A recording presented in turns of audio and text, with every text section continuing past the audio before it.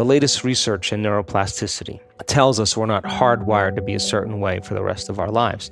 The latest research in epigenetics says we're not doomed by our genes, that in fact we're marvels of adaptability and change. So as a person started to contemplate and think about, who do I want to be when I open my eyes? What would it be like to be happy? What would it be like to live a new life?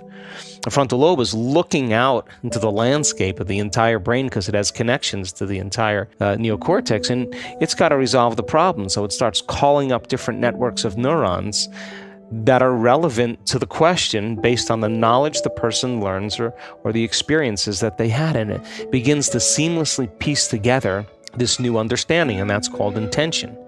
And so if you're reading a book about how to become more happy, or if you're reading a book on how to be a leader in your life, or you're studying the process, every time you learn something new, you add new connections to your brain. So now you have the raw materials for you to imagine even more. The act of mentally rehearsing begins to install the neurological hardware in your brain to look like it's already happened. Now, the brain is typically a record of the past, but the moment we install the neurological hardware, it becomes a map to the future. And you keep doing that, the hardware becomes a software program, which means you start thinking like a genius. You start acting like a happy person because there's no mystery there, because you installed the circuits. And then these people didn't wait for their wealth or their health to feel gratitude and to feel empowered or to feel love, a love for life. They began to feel those emotions ahead of the experience.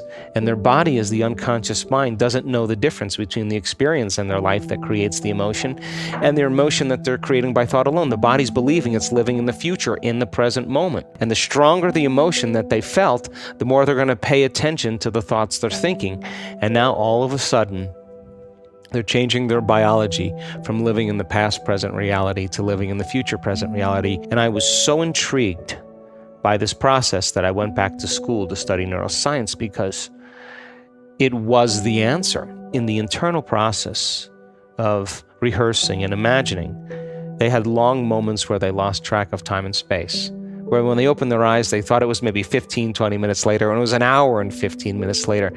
When we get into the present moment, there's a moment where you lose track of yourself. You forget about yourself. And only in the present moment do you have access, according to the quantum model of reality, to other possibilities.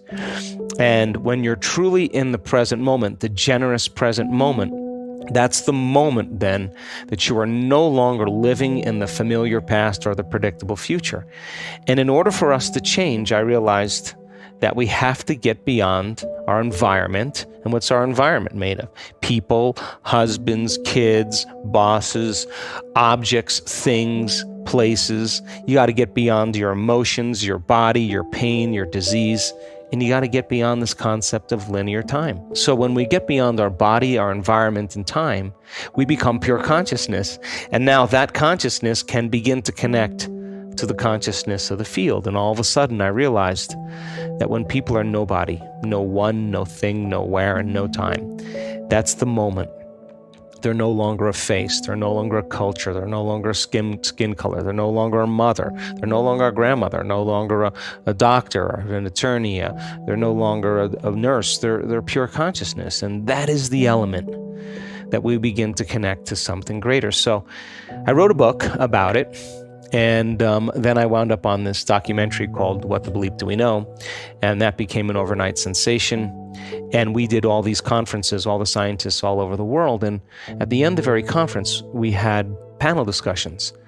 And I started listening to the people's questions during those panel discussions. And they asked really three important questions. How do we do it? Which is a good question. How do our thoughts affect our body or our life? Second question, if our personality creates our personal reality, and it does, and our personality is made up of how we think, how we act, and how we feel, in order for me to change my personal reality, I have to change my personality. Why the hell is it so hard to change? And I thought that was a really good question. And the third thing was, what do you do? So I started teaching these Friday night, all day Saturday events and giving people the understanding of brain science and brain waves and the quantum model, and showing them pictures of neurons connecting and disconnecting, what neural nets are and how the brain works and what focus concentration looks like, and begin to create something where people could really begin to practice at home. And basically I said, okay, well, if these are the 4 principles that these people used in my first book to heal based on my investigation, it should work for sick people or normal people. The process is exactly the same. We got to unlearn and relearn. We got to break the habit of the old self, reinvent a new self. We got to unfire and unwire and refire and rewire. We have to prune synaptic connections and sprout new connections. Unmemorize emotions stored in the body, and then we have to recondition the body to a new mind and to a new emotion, to stop signaling the same genes in the same way and begin to signal new genes in new ways, to pull our attention and our energy out of the familiar past and begin to invest our attention and energy into a new future, to go from the known to the unknown. The model was built, and we started doing these workshops all over the world, from Australia to Mexico to Colombia to Canada to the United States to South Africa to all over Europe. We were teaching these events, and to be honest with you, the first year I didn't see many changes.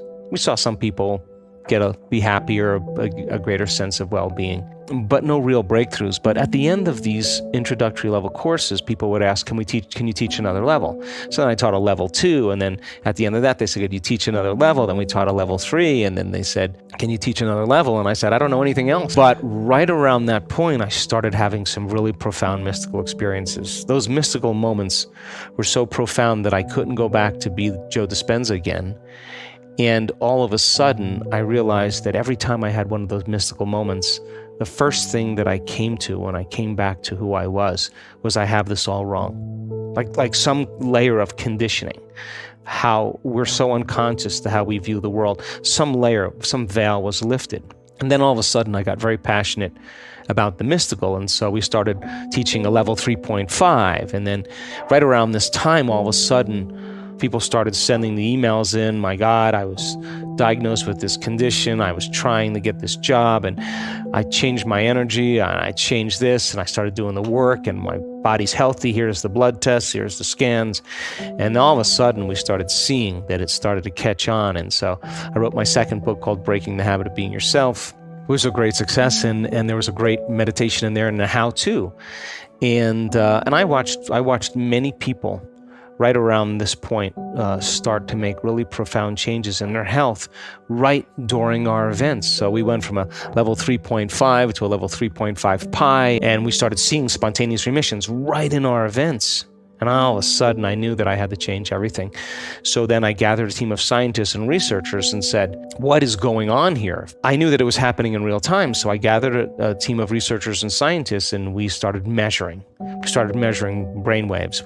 We've done over 8,000 quantitative scans on the brain, measure people that came into our event. We started doing 4.5-day, 5 days events so that we could have people for a substantial amount of time measure their brain before they came. At the end of 4 or 5 days, measure their brain at the end. And I would say, I want to know the changes are not just in their mind. And all of a sudden, we realized that we had, in our first 2 advanced workshops, these 4 and 5 day events, when we started studying the brain scans, 91% of the people that came had a more than 80% change in their brain for the better. So we knew that we were doing something really right. And then we started randomly selecting different people, and we started studying their brains when they were going through the process of internal change. In other words, in real time, I wanted to know what those elements were that allowed the person to connect. I can tell you that the personality doesn't change the personality. I can tell you the ego doesn't change the ego. I can tell you that matter takes a long time to change matter, that the brain takes a long time to change the brain. Only when you become pure consciousness, that consciousness is the phenomena above the brain and matter. And we started realizing that when people are stressed out or they're emotional, and they start analyzing themselves and their lives within some disturbing emotion, they make their brain worse every time, not just once or every time. So we did over 5,000 HRV scans on the heart, because when you're stressed out and when you're impatient and when you're frustrated, the heart beats out of rhythm because it believes that there's a predator behind the corner here, or you're worried about the next thing that's going to happen. You're switching on the survival centers. And so It takes a clear intention and elevated emotion to begin to affect matter and the nature of reality. So you got to open your heart. And I wanted to teach our students how to make that a skill. And we could measure them when they do it. And when you feel gratitude and appreciation and love and kindness and care, your heart starts beating in rhythm. It starts beating in a coherent pattern. When you start getting beyond matter and bodies and people and things, and you take your attention and you open your awareness to space, to nothing, the brain gets super coherent. We've measured it thousands of times. And so we just got better at teaching the process, and our students can create brain coherence and change their brain waves in 4 seconds, 5 seconds, 9 seconds, 12 seconds, 15 seconds. They just know, it's a skill. They know how to do it. And when I say go into heart coherence, they know how to do that. They can do it for 45 minutes. And why is it important? Because so many times in our life we go unconscious and we disconnect. And when the heart is beating coherently, it produces a measurable magnetic field that can be up to 3 meters wide. That's a magnetic field that allows you to begin to spread your energy. And that energy is a frequency, and frequency carries information. And now that energy can carry the thought of your abundance. It carry the thought of your wealth, because all thoughts have a frequency.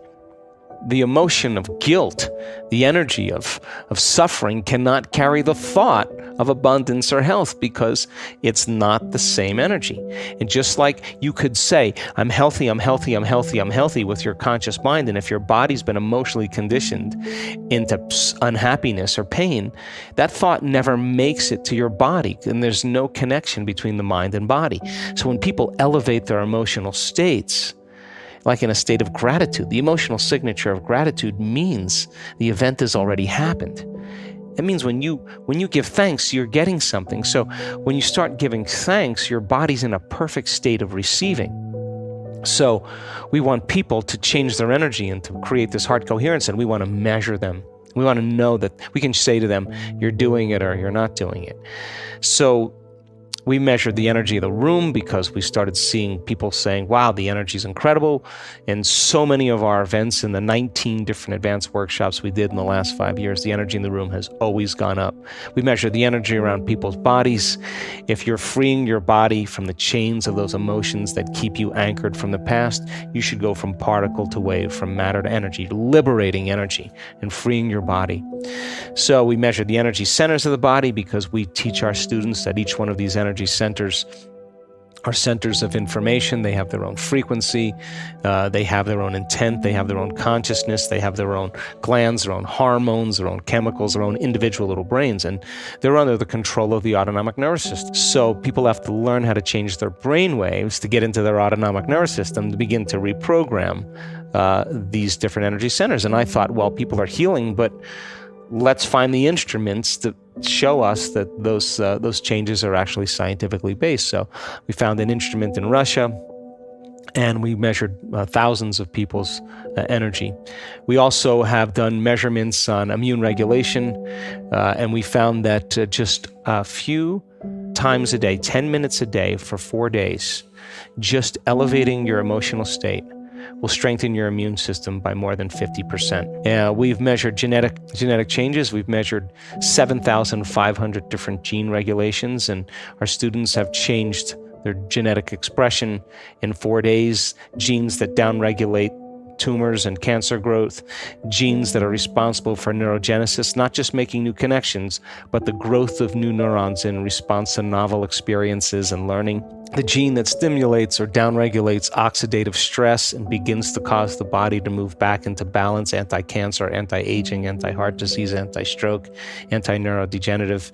The gene that activates stem cells to go to damaged tissues and repair them.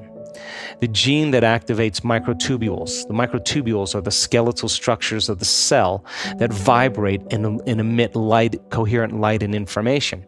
And when cells are diseased or out of balance, those different harmonics are causing the cells to emit different frequencies, and the frequencies can't carry the information, and that's what causes the cells to begin to break down. Well, we now know that the microtubules, the gene when the microtubule gets signaled, that they're resonating at a greater frequency.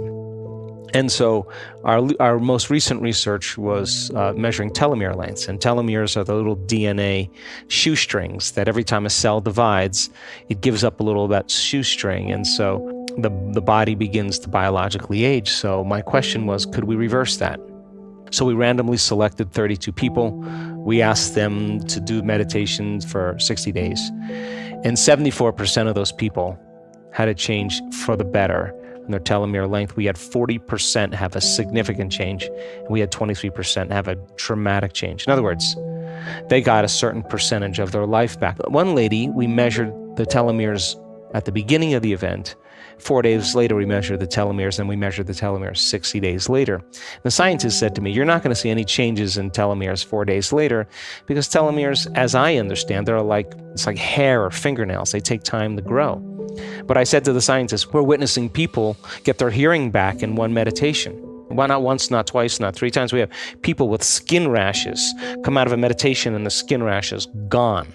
They're getting a biological upgrade. So I said, well, if it's happening in no time, it's not a Newtonian phenomenon. It's not matter changing matter. Like, we're talking about energy changing matter, which is a quantum phenomenon. And I said, if that's happening, is it possible that their telomeres could lengthen in a very short amount of time? And he paused for a long time, and then he said, I think it is possible. I said, well, I'm willing to spend the money to see if it's true. And we had one lady lengthen her telomeres in 4 days, which is really, really significant. So I gathered all this data, and I wrote a book called You Are the Placebo, Making Your Mind Matter. And I had thought, well, hell, if you understand the science of the placebo, giving someone a sugar pill or a saline injection or performing some false surgery or procedure, a certain percentage of those people will accept, believe, and surrender to the thought that they're getting the real substance or treatment, and they begin to program their autonomic nervous system to make the exact pharmacy of chemicals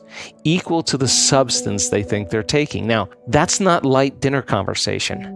That means then that pill, which is an inert substance, is a symbol that represents a possibility in the quantum field.